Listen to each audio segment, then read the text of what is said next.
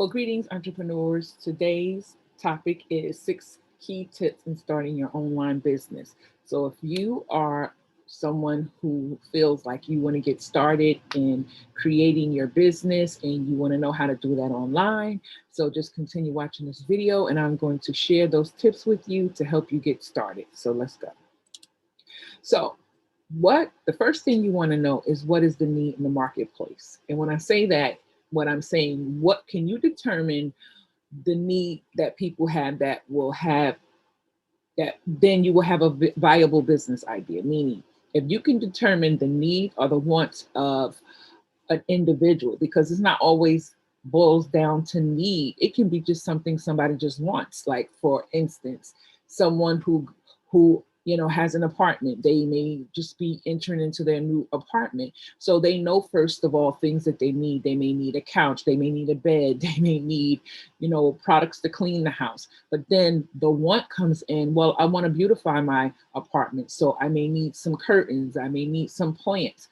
So needs and wants are different, but they are still very uh, necessary when it comes to your target audience. And when you can determine that, when you can basically understand what their need and their want is, and you can create that in the form of a physical product or a digital product, something they can download, then you will have a viable business idea. So let's move on.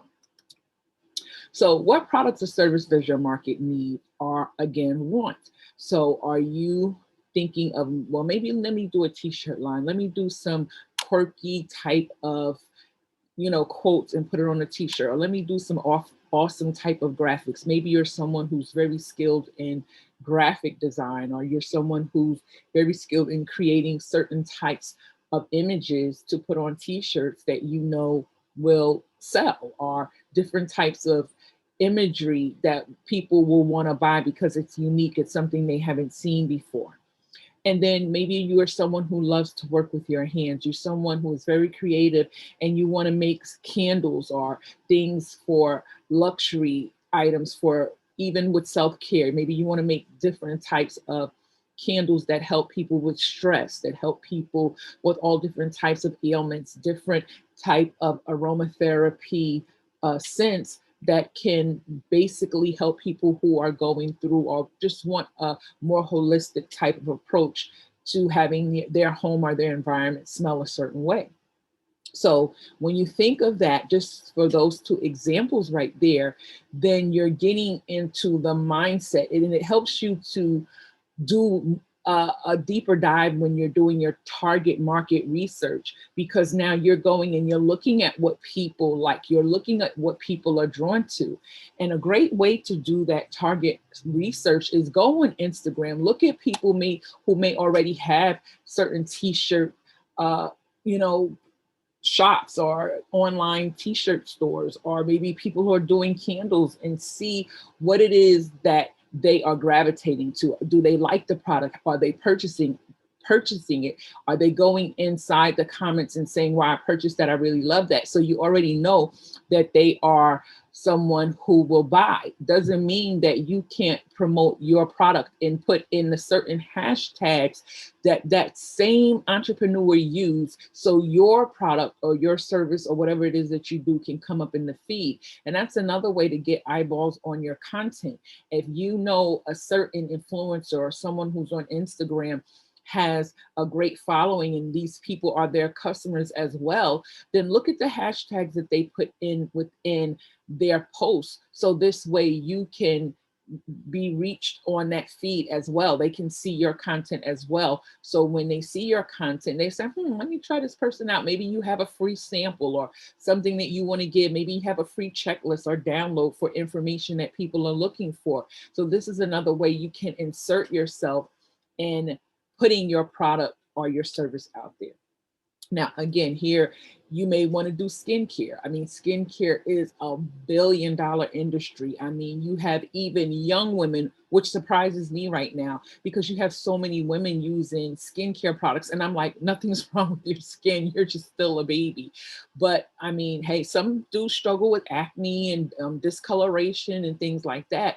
But the thing about it, you have a broad what I would say demographic of men and women who use skincare products. So if that's something that you want to, you know, be a part of that market share, gain a part of that market share, do your research. I mean, search companies, even if you're not creating it yourself, there are many companies where you can white label their products and present it as your own skincare line. So you can have fashion. I mean, there's people on Instagram that I see that have different clothing that they're putting out, women clothing. So, I mean, you have to look, and let me say this, what are you passionate about?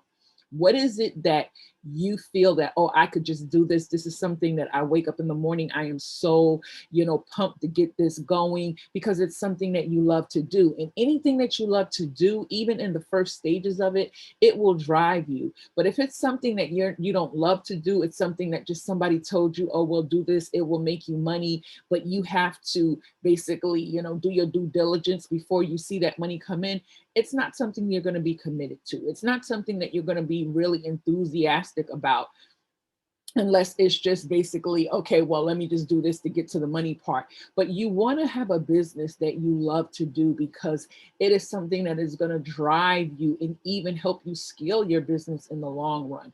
It's going to help you relate more to your customers and build those relationships when it's something that you love to do. And then also the online services. If you're someone who maybe have coaching programs, maybe you have masterminds, maybe you are a graphic designer, you build websites, you create logos and those type of things, then absolutely that service is needed. Even you have what is the other one? It's right on the tip of my tongue.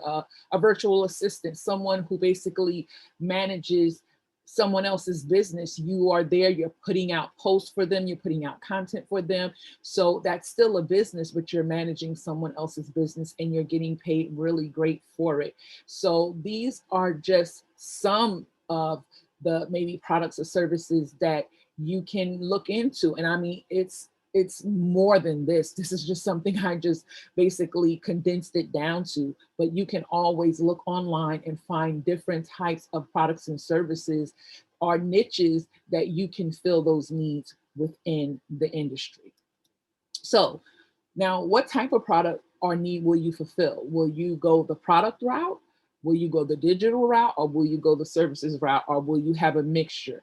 Now, let me say something about products, because product-based business, unless you have a third-party person who basically packages it and ships it out, and they do all of that heavy lifting, all you do is have your online site. They go in, they put in how many quantities they want of it. It gets to the third party's website, and they basically fulfill the order for you. So that is basically a great way to do it. And I'm sure a lot of entrepreneurs who are in maybe physical products, they do it that way. But if you are a type of entrepreneur and you're creating everything yourself, you have maybe a skincare line, maybe you have certain hair care products or whatever that may be, and you're creating that for yourself to basically package and do all of that. So you have to be very intentional with your pricing, and you have to know your costs, because you have to not only just charge for your product, meaning whatever it is that you're creating, and hopefully you're looking at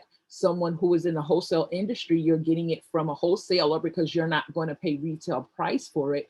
But also you have to also add your packaging in that. I think a lot of entrepreneurs, when they're buying their packaging, they don't think about that. They just think about the product. But I don't care if it's a label, I don't care if it's a sticker, if it's a jar, if it's the envelope that you have to put the product in to ship it out. All of that has cost involved. And the biggest thing, another place where entrepreneurs don't think about, is they don't think about their time. How long does it take you to create a batch of, I don't know, whether it's shea butter cream or hair product or whatever that is, whether it's candle, even if you're going to get maybe say 20 different units out of it, but how long is that process? Is it a couple of hours of mixing it, of waiting for it to come to a certain state of processing? So you have to put in your time as well. Don't think that, okay, well, I made this batch of 20 different hair care products or facial creams, and I'm going to put a, I don't know, a $12.99 sticker on it, but you don't have your time incorporated. You don't have the the physical jar labels and shipping things that you need incorporated in that price. So that's where you're going to really have to sit down and do your due diligence, so you're not cheating yourself and you're making sure that you are giving yourself a markup on that product.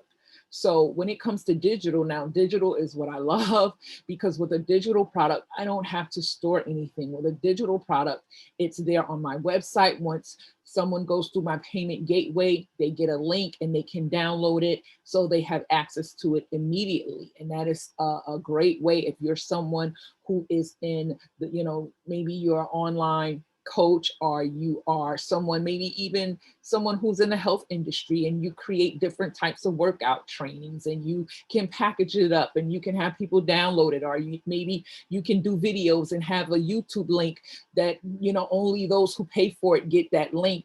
That is a private link that only they can utilize to get those different type of information for you.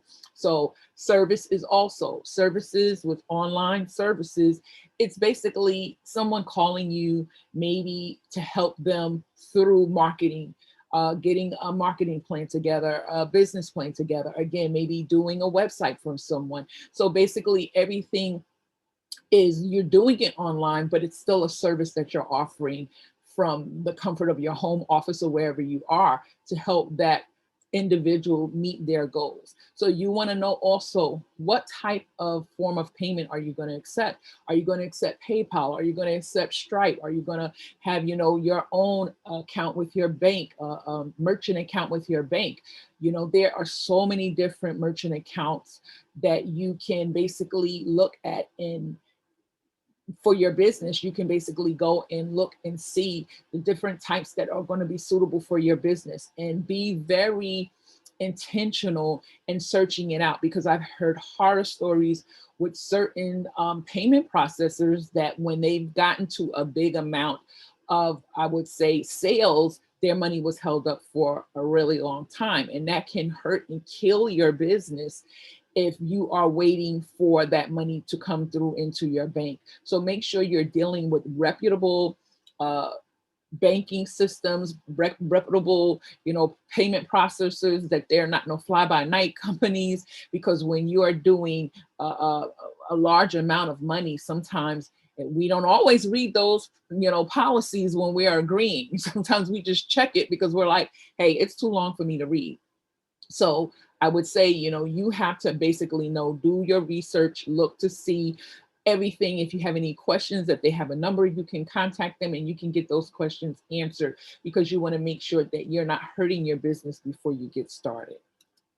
So the next thing is developing your business plan. Now, I know this can be a very daunting task. A lot of entrepreneurs don't want to deal with it, because in the past we heard about all of these, the 60-page business plan document that some people never even looked at after they created it.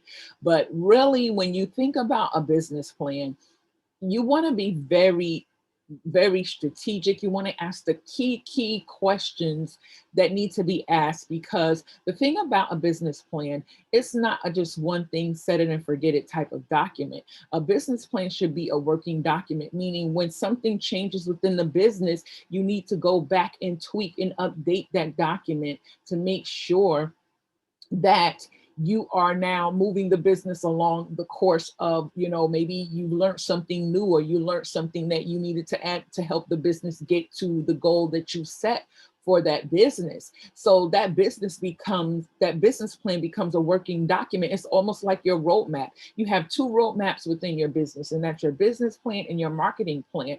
And when they change, you need to go back and tweak it, because when you are looking at, okay, what is my goal in reaching, like what is the steps that I need to take in reaching this goal? If you say, I want to make 100K this year, so what are the steps that is going to be needed in order for you to get to that 1K? What is the step that 100K? So if you know what it is that the steps you need to take, then that should be what is in your business plan document. And I have a 1-page business plan document that you can download. It's going to be in the description box below. So you can go ahead and print that out.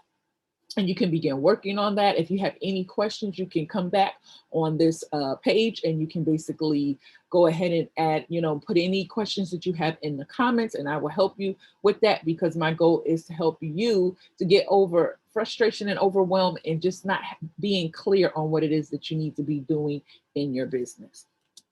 So next is the marketing plan.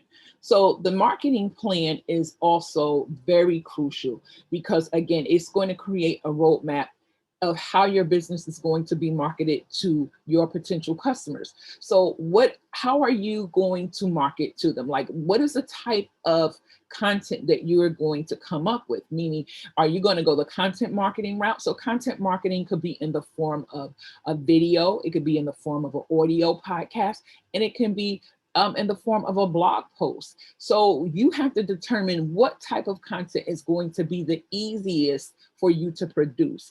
What is the type of content is going to be the one that is going to help you really get your product or your brand or your business out there before your target audience? Is it going to be digital? Is it going to be something that you're going to just do digital marketing? Is it going to be inbound marketing? Is it going to be email marketing, which is such a great strategy in your marketing plan, because email marketing has the lowest return on investment, meaning you can be spending pennies on the dollar and make triple, quadruple times just by having people on your email list to basically push your products and services to when you have something for them to, offer them. So then again, you have the social media marketing, but it's all a strategy that is involved. It doesn't mean because you try one strategy and it didn't work means, oh, well, this doesn't work, let me just shut down the business. It means you have to try another strategy. There's so many different strategies you can use, but you have to sometimes you're using the right strategy on the wrong people. And that being said, sometimes you are using a great strategy, but you're on the wrong platform. You are talking to the wrong people and you're wondering why it's not working. But when you're first starting out, I would say pick one platform and learn it, master it, know everything about it, know the ins and outs of it, and how your content can show up in the feed, whether it's Facebook, Instagram, TikTok, Twitter, YouTube, and make sure you are consistent. And I'm going to say that so much consistency is key. And the reason why I'm saying that is not just because it's a popular thing to say, is because I've seen within my own business, when I am not consistent in putting out my content, how that momentum, it dies down, and I have to kind of bring it back up once I get back into the game. And sometimes, our consistency can wane, especially when you're dealing with situations in your personal life and your family life. I mean, the pandemic has brought so many different things, and sometimes we have to step away from the business for certain reasons unknown, unbeknown, that we didn't even know that we were going to face. And for that, remedy is to create enough content to last you over the course of maybe a month or two until you get your bearings back.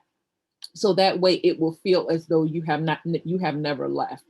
And that's something that I'm still working on to get a handle on, because sometimes, when life hits you, it just hits you. So I just want to encourage you, don't stop, even if you have had a brief, what I would say hiatus within your business, just get back up and just get back into the game. But if you can forgo, those times where you're like ghost on your social media, then just, put it out there. I'm sorry, I'm back in the game, and I'm sure people will give you grace and understand, because we all are in this thing where we're experiencing things we never experienced before. So with that being said, let's carry on. Now, your business website. So your business website is so important. And I know a lot of people will push, oh, you don't need a website. You don't need a website anymore to, grow your business, because a lot of people, especially who have large followings. And I would say this, a lot of people who have large followings, they have, a large Instagram, they have a large YouTube, or even Facebook. But one thing I want to say to you, if those platforms shut down today, guess what? Do you have any way or any place for your audience to come to? If your content is living on these platforms, is there any way for you to now, do you have those videos or that content somewhere backed up in the cloud, or maybe on a separate device that you can access that information again? Because there's always new people showing up who have not seen the information that you've put out there. So you want to make sure that you have a home base, and you want to make sure that you're letting your audience know, like in the worst case scenario, that this platform glitches and my page gets shut down or lost and all of my followers are gone. This is where you can see me at. If something happens where, I mean, you never know. And I say this in other videos, but there was a YouTuber who had, I don't know if she was up into the millions of subscribers, maybe close to it. And a glitch happened within YouTube and she lost all of her information. I mean, she lost all of her content. Her subscribers didn't even know where she had went. And when she contacted YouTube, they didn't know what happened. They didn't have any backup of her content. So she had to start all over from scratch. Can you imagine having to build up your followers all over again?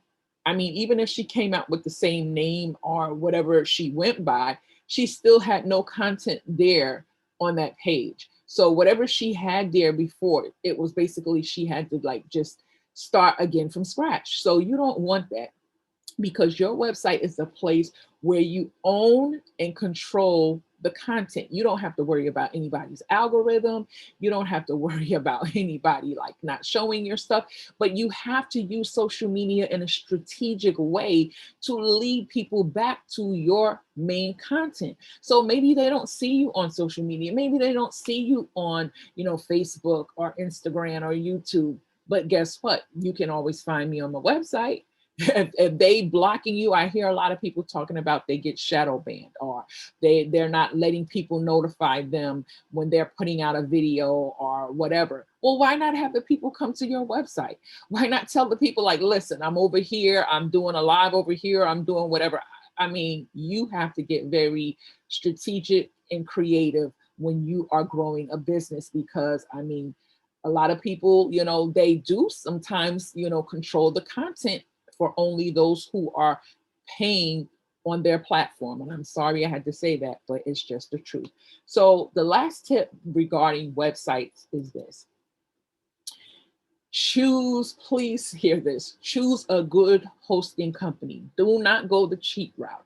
I went the cheap route, and let me tell you something. I would stay up nights, 2, 3 o'clock in the morning, trying to reach out to customer support for a problem they could not even fix after being on the phone with them for 2 hours, or waiting in the queue for like 45 minutes and then getting on the phone with them or on the chat with them, and then they're still not able to resolve the problem. So when you go the cheap route, not only does it hurt you in wasting time, but it also hurts your website. Why? Because if your website is not loading within 3 seconds, guess what? People are going to bounce. You will see bounce rates. If you have any type of tracking system on your website, which you should have, you will see how many people have come to your website, and you will maybe do an audit of your website. Let's say this, just do an audit of your website. I'm not sure of the website that does that, but you can go into Google and you can basically put in website audit checker, free website audit checker. And I think even Neil Patel does that, but you can basically put it in there and it will give you the statistics. It will, run through your website if you have one, and it will basically spew back to you all the information. It will let you know how fast your website uploads. It will let you know if you have any broken links. It will basically let you know the condition and state of your website. So you want to make sure, because you don't want to invest money and time into creating something that's not going to serve its purpose. The purpose of your website is to let your target market, your target audience know that you're an expert in what you're talking about, to let them know the strategies, the tips, and tools that you have to help them get to the next level, and even the different services and products that you are offering to help them within that process as well. So you want to make sure that you have good photos. Unsplash is one, and pixels is another website that you can go to where it's royalty free. They have high quality photos. You don't have to give attrition, or what they ever call that name. You don't have to basically, say who is the creator of that photo. So you can just place beautiful, vibrant photos on your website, and make sure that, they are it's not going to have your website even slowing it down. So they have all different things where you can basically uh, let me say this, I use WordPress. So WordPress has so many different plugins that you can use, especially when it comes to images. You can resize the image so it doesn't take a long time for your website to load up, because sometimes images take a long time to load. So you want to make sure that you have certain plugins that's going to optimize your website for the best type of experience when your potential, audience comes to your website.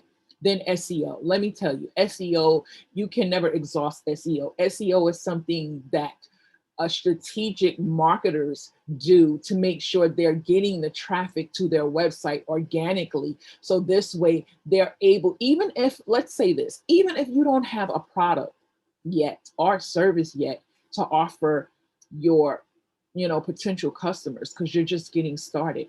But if you have enough traffic, you can place an ad on your website and get money coming in to your pocket.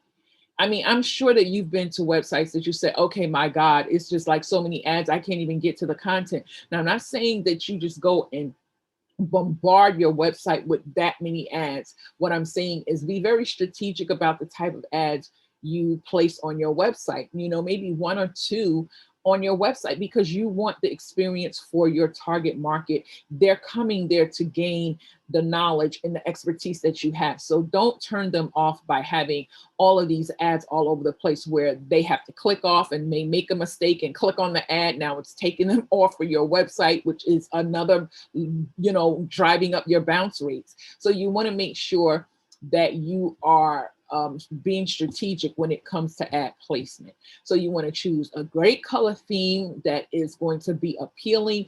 There is a blog post that I put up about, I think it's about creating your website, but it talks about color scheme. It talks about the different colors and what colors mean, and how colors basically draw your audience in and gives them a certain type of emotion. So I'm not sure of that specific blog post, but if you go to my website, MichelleCRiley.com, that's MICHELE, C as in cat, RILEY.com, and just put in the search term under my blog link, you will just put in website, and you'll just get all the different blog posts that I created around website. And you'll see a post that specifically talks about the colors and what they mean as far as marketing. So last but not least, your payment gateway. And I think I talked about this earlier, but basically know what type of payment gateway when you are using, maybe you have a product, maybe a t-shirt, maybe you have even digital products. I use WooCommerce, I also use a Stripe, and I have PayPal on certain things, but make sure that they are reputable companies that you are basically using for your website. And then last but not least, please, please, please hear me with this. Have a well-written customer service policy, because if you are doing, even if you're doing digital products, even if you're doing physical products, you want your customers to know basically what are the terms on a certain item, especially for those who are doing physical products. If you are doing t-shirts and somebody, said, well, okay, I can't fit this, it's too small, I didn't know your sizes run small. What is the policy that you have around that? What is the policy that you have if a customer says, well, do you do returns? Do you, say, okay, well, we'll do the return, but is there a restocking fee?